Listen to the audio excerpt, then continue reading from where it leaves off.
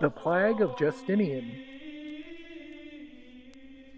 51 AD, Justinian was in the middle of trying to recreate the old Roman Empire on a budget and was doing an adequate job of reclaiming the territory lost to the Germanic barbarian tribes, but he had one major problem that prevented him from accomplishing this. A tiny army of fleas that came into the empire riding on the backs of rats from Egypt, which would throw a monkey wrench into Justinian's plans to reclaim the West. This is the story of the world's first major pandemic, the Plague of Justinian. Before the first signs of the plague appeared in the Eastern Roman Empire, the region was suffering from a famine that began in 536 AD, which Eastern Roman historian Procopius and Western Roman scholar and senator Cassiodorus documented.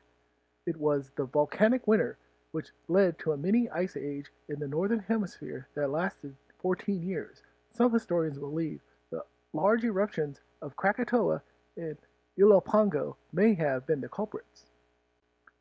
Despite these obstacles, Emperor Justinian's ambitious plan to restore the old Roman Empire went along with the reconquest of North Africa for the Vandals and Italy and southern Spain for the Goths, due to a well-trained and highly skilled army and the brilliant military strategy of General Belisarius.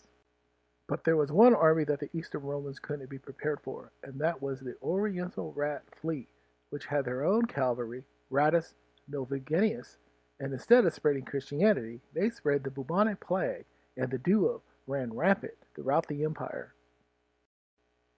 The first reports of the plague showed up in eastern Roman Egyptian port city of Pelusium, which held the granaries of grain which fed the people of the empire. Rats carrying the fleas came from foreign ships, and they lived inside the granaries.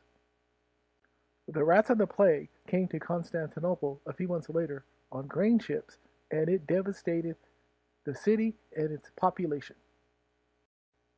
The bubonic plague was a bacteria disease which, besides causing flu-like symptoms and malaise, it would form bulbous sores and it would cause acral necrosis, causing the black discoloration of the skin. The disease raged through the city of Constantinople, according to Procopius in his book, The Persian Wars II, chapters 22 and 23. The plague peaked for several months in the city. 5,000 people died a day, reaching an apex of over 10,000 deaths daily. Young and old, rich and poor, slaves and their masters weren't spared, and the deaths of so many people caused havoc and chaos in the city. The dead became so numerous, and the lack of healthy people capable of burying the corpses, many of the bodies remained tossed out into the street or in empty houses for days at a time.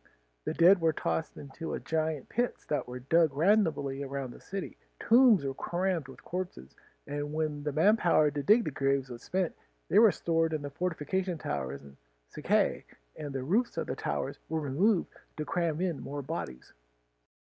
The overflow of rotting corpses left a putrid scent that drifted back into the city whenever the wind flew from the Bosphorus.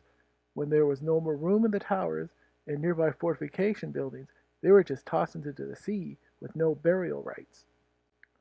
Starvation due to the many deaths and lack of trade and commerce, along with a general malaise, affected the population of Constantinople.